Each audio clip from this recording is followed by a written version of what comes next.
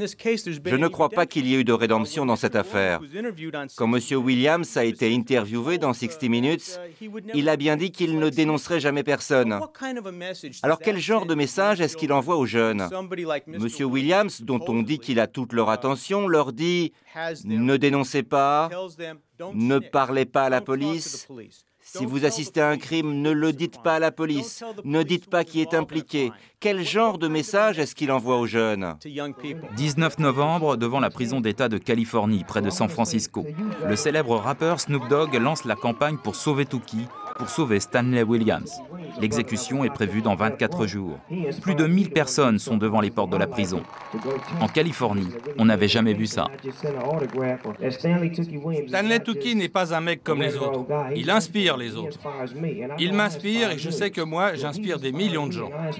Additionner tout cela, ça fait beaucoup de millions de gens inspirés par ce qu'il fait.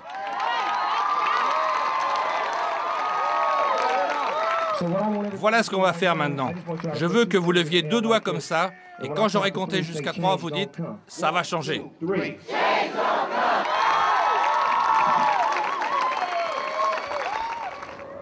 Dans un État où les opposants à la peine de mort seraient moins de 30%, le cas Tuki Williams est devenu un symbole. Dans ce ghetto South Central, l'un des quartiers les plus pauvres de Los Angeles, on connaît bien Stanley Williams. Il y a 25 ans, il y régnait en maître. Cofondateur du gang des Crips, il contrôlait par la violence et la terreur la vente de la drogue. À 10 jours de la date prévue de son exécution, les leaders de la communauté noire sont mobilisés. Depuis quelques jours, la colère gronde. Stanley Williams est considéré avant tout comme un martyr, la victime d'un système judiciaire raciste. C'est un ancien compagnon de route de Martin Luther King qui prend maintenant la parole. Le système de la justice criminelle est lui-même criminel. Il faut bien comprendre ça. Je le dis en boucle, et les gens pensent que je suis fou. Mais non, ce n'est pas un hasard.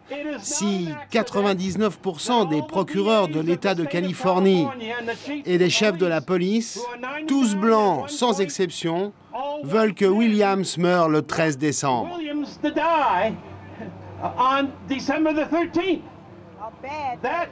Ce n'est pas forcément parce qu'ils sont mauvais, mais ce sont des hommes qui admettent un système qui est lui-même criminel. Et ils ont une part de responsabilité dans la criminalité du système judiciaire en Californie et aux États-Unis. Ce livre est excellent. Oui, je vais le lire. Dana Blanchard fait partie du mouvement contre la peine de mort. Aux États-Unis, la peine capitale a été rétablie en 1976. Il y a quelques heures seulement, le 1000e condamné à mort a été exécuté en Caroline du Nord. Tuki Williams, le prochain sur la liste, est donc devenu un symbole. L'ancien chef de gang a écrit en prison des livres pour enfants contre la violence et a même été proposé à plusieurs reprises pour le prix Nobel de la paix. Une conversion à la non-violence que le mouvement contre la peine de mort a mise en avant, mais qui déclenche la polémique. Il y a eu une pression réelle sur les médias qui ont vraiment suivi cette affaire. Certains ont essayé de salir Stan dans les médias. Ce sont ceux qui veulent qu'il soit exécuté, comme la police de Los Angeles. Les gardiens de prison ont dit des choses assez moches, comme « oui, il dirige toujours les Crips ». On fait tout ce qu'on peut pour contrecarrer ces attaques et continuer de répéter la vérité sur Stanley.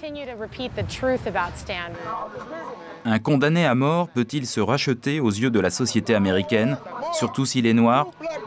24 ans après la condamnation à mort de Stanley Williams et à quelques jours de son exécution à la prison de Saint-Quentin, la question déchaîne les passions dans la société américaine. Dimanche 4 décembre. Depuis quelques jours, en permanence, des activistes religieux opposés à la peine de mort prient devant les grilles de la prison. La rédemption de Stanley Williams, eux, ils y croient. Et ils espèrent que dans un pays qui revendique haut et fort ses valeurs chrétiennes, l'argument portera.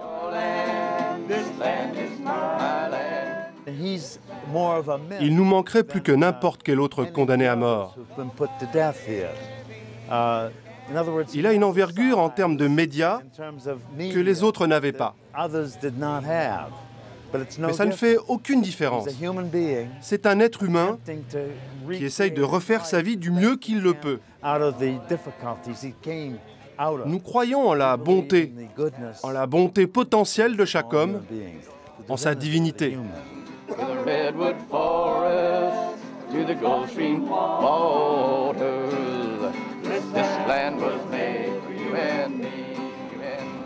Dans la soirée à San Francisco, dans un cinéma, projection du film Rédemption. Ce film, sorti en 2004, raconte comment Stanley Williams, le chef de gang, s'est transformé peu à peu en apôtre de la non-violence. C'est l'acteur Jamie Foxx qui incarne Tookie. J'étais le roi des Crips. Regardez mon royaume maintenant. Ce n'est pas une école de gladiateurs. Ici, vous ne prouvez rien. Cet endroit ne fait pas de vous un homme. Regardez-moi.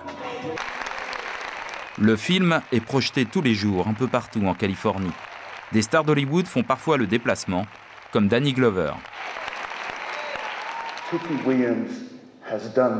Tookie Williams a réussi ça, grâce à son incarcération, sa façon de vivre, la façon dont il a accepté toute la douleur, toute la colère que la société projetait sur lui. En transformant tout ça, il a réussi à offrir une autre vision du monde à nos enfants. Une vision qui les sauvera peut-être. C'est d'une immense valeur. Une valeur humaine. Une valeur sociale. Nous devons plaider pour ça, nous engager.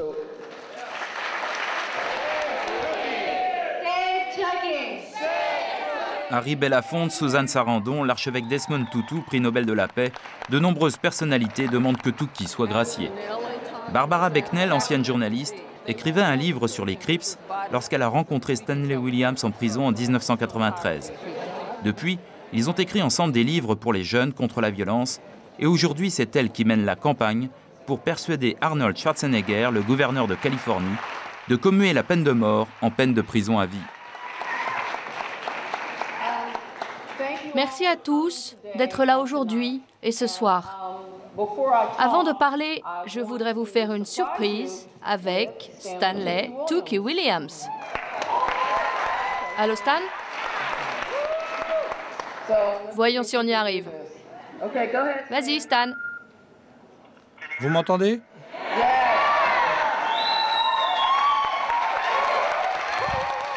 Tu entends ça Stan? Ceux qui ne croient pas en la miséricorde divine sentiront votre chaleur, votre humanité. Je veux vous faire part de toute ma gratitude et de tout mon amour. Votre soutien sans faille, votre foi convaincront de votre bonté tous ceux qui ne croient pas en Dieu. Je vous envoie toute ma gratitude et tout mon amour. Tous ensemble, cherchons la paix. Merci.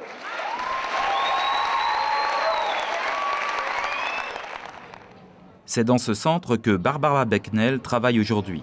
Elle dirige une association qui diffuse les livres de Tookie auprès des enfants des ghettos, ceux qui vivent au plus près des gangs.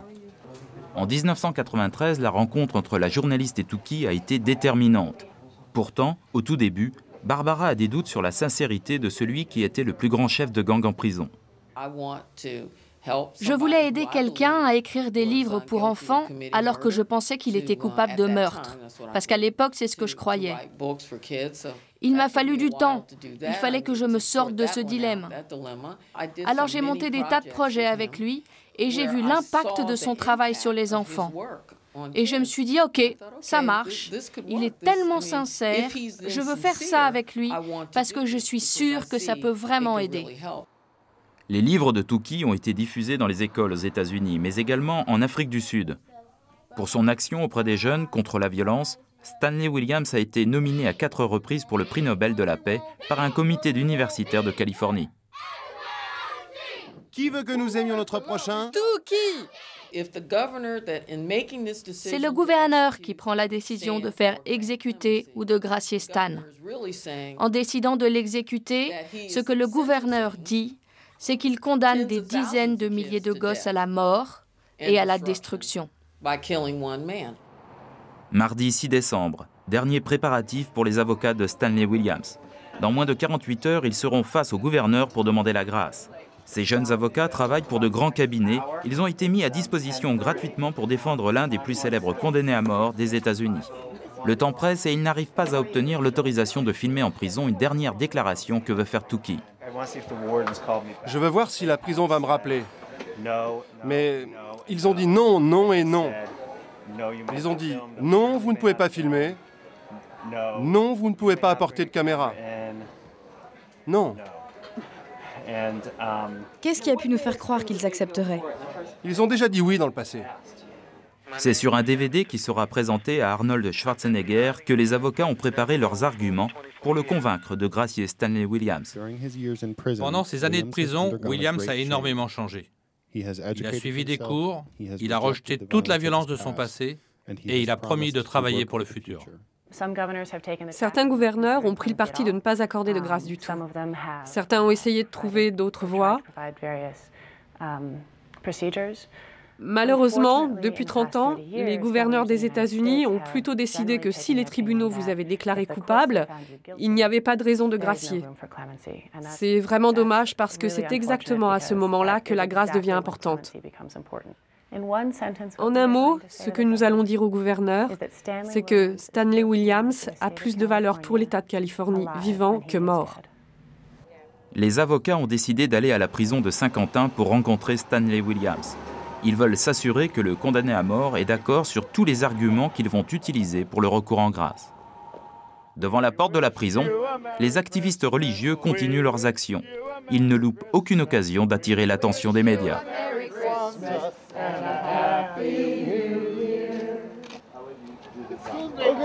Ok, on veut juste offrir ces petits cadeaux symboliques. Vous pouvez les prendre? Je ne peux prendre aucun cadeau. Alors on va les mettre là, devant la porte. Vous pourrez les emporter. On va vous dire ce que c'est. Ça, c'est une couverture de survie pour être sûr de préserver la vie de ceux qui sont dans le couloir de la mort. Vous n'allez pas bloquer la porte? Non, non, non, non. Je ne peux pas prendre les cadeaux. Alors on va les mettre là. Nous sommes les 3 rois mages. 2 heures plus tard, les avocats de Touki sortent de la prison. Stanley attend. Il veut vivre. Il veut continuer son travail. Il n'a pas peur de mourir. Vous avez pu filmer sa déclaration?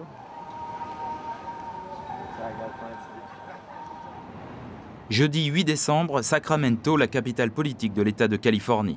C'est ce matin que le gouverneur Arnold Schwarzenegger va tenir une audience privée, une réunion de la dernière chance pour les avocats de Stanley Williams qui vont plaider sa grâce. Mais dans le bureau, il y aura aussi les procureurs du comté de Los Angeles qui réclament, eux, l'exécution. Pour la star d'Hollywood, devenue gouverneur de Californie en 2002, la décision qu'il doit prendre est peut-être l'une des plus difficiles de son mandat. À 1 an des élections, il doit choisir entre son électorat républicain traditionnellement favorable à la peine de mort et les électeurs démocrates plus modérés, devenus la première force politique de Californie. La réunion se déroulera à huis clos et les procureurs comme les avocats auront chacun une demi-heure pour exposer leurs arguments. Ici, tout le monde le sait, Arnold Schwarzenegger ne fera aucune déclaration à l'issue de la réunion. Il se donnera le temps de réfléchir avant d'accorder ou non sa grâce. À l'extérieur, les partisans de Stanley Williams se sont rassemblés. Ce que nous voulons, c'est un endroit où on puisse entendre ce qui va se dire. L'enjeu est trop important pour que tout se déroule derrière une porte close. Ce n'est pas une conversation privée. Cette discussion doit avoir lieu en public pour qu'on comprenne ce qui se passe. Dana Blanchard est institutrice. Elle utilise chaque jour les livres de Touki et elle veut témoigner devant le siège du gouverneur. S'il veut vraiment transformer le département des peines en département des peines et réhabilitation, Touki est l'exemple même de la réhabilitation. Dans les pires conditions du monde, dans le couloir de la mort de Saint-Quentin, cet homme est devenu une voix pour la paix. Et nous ne pouvons pas le priver de cette voix. Pendant l'audience à huis clos, les envoyés spéciaux des télévisions américaines préparent leurs prochaines interventions en direct. Parmi eux, Fox News. Réputée pour ses positions conservatrices, la chaîne a trouvé un témoin à charge contre Stanley Williams. Williams parle de sa propre conception de la rédemption. Il essaye de dire « Je me suis racheté, alors ne me punissez pas ». Ce n'est pas ça, la rédemption. Il a fait un gros paquet de mensonges et il a vendu ça aux médias, à Hollywood. Et c'est ça qu'on entend partout. Mais vous savez quoi? C'est pas ça la rédemption. Vous savez, Laura, la signification latine de repentance, c'est littéralement changer son cœur.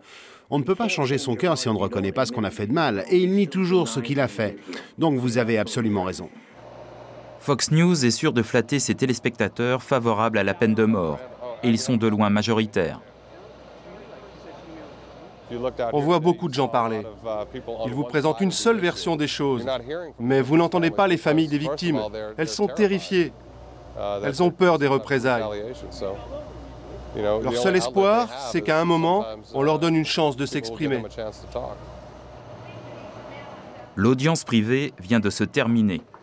Les avocats de Stanley Williams vont être les premiers à s'exprimer à la conférence de presse. Le plus grand problème, c'est l'éducation des jeunes de ce pays.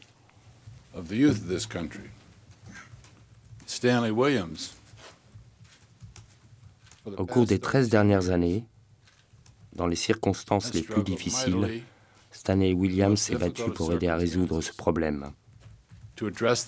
Les avocats ont insisté sur la rédemption de Stanley Williams, une rédemption à laquelle n'a jamais cru le procureur, et il va le dire haut et fort devant la presse. Je ne crois pas qu'il y ait eu de rédemption dans cette affaire. Quand M. Williams a été interviewé dans 60 Minutes, il a bien dit qu'il ne dénoncerait jamais personne.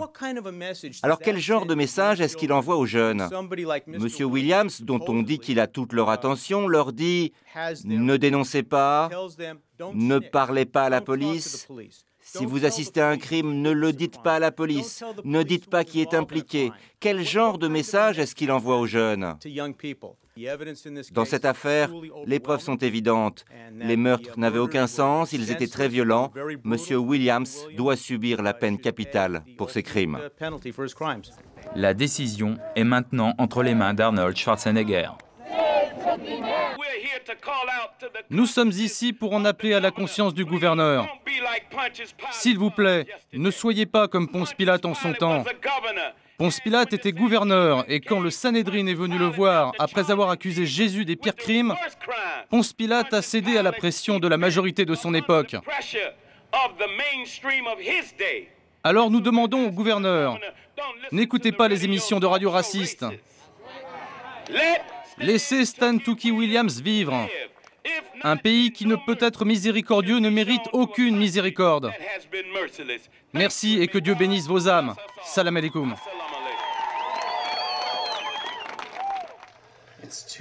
Dimanche 11 décembre, à 36 heures de l'heure prévue pour l'exécution, les avocats de Stanley Williams tentent un dernier coup de poker.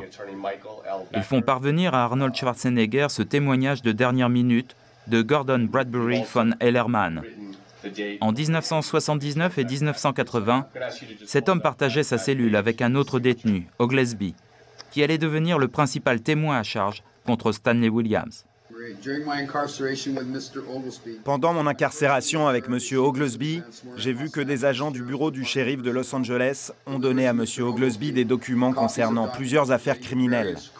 Il y avait des rapports de police faisant partie du dossier d'accusation concernant M. Williams. C'est ce que j'ai pu lire. En parlant avec M. Oglesby, il m'a dit qu'il avait l'intention d'utiliser les informations de ces rapports dans le but de témoigner contre M. Williams et d'autres, afin d'obtenir une réduction de peine ou de faire tomber certaines accusations portées contre lui.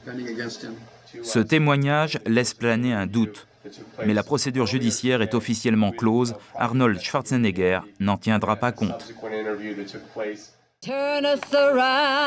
Lundi 12 décembre, 23h50, depuis quelques heures, tout le monde le sait, le gouverneur de Californie a refusé la grâce. John Baez chante pour Tookie. Jesse Jackson, l'un des plus importants leaders noirs des États-Unis, préside cette veillée funèbre. Même en ce triste moment, frappez dans vos mains pour célébrer une vie extraordinaire. Frappez dans vos mains pour Tookie Williams. Frappez dans vos mains. Tookie nous laisse un grand héritage. Il s'est repenti, il a aidé les autres, c'est un bâtisseur. Il nous laisse seuls pour combattre les ténèbres, pour arrêter la violence sous toutes ses formes, Préférons l'espoir au désespoir, la vie à la mort. Que Dieu vous bénisse, je vous aime.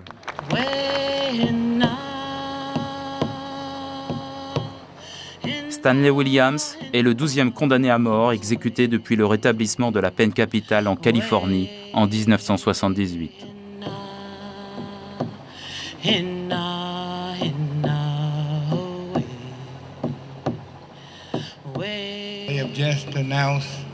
Ils viennent d'annoncer l'exécution de Stan.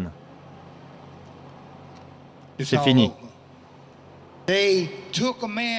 Ils ont pris la vie d'un homme, mais ils n'ont pas pris son esprit. Nous allons bâtir un monde meilleur. Nous allons bâtir une nation meilleure. Nous allons devenir un peuple meilleur. Et le monde un jour va changer. Stan a commencé, nous allons continuer.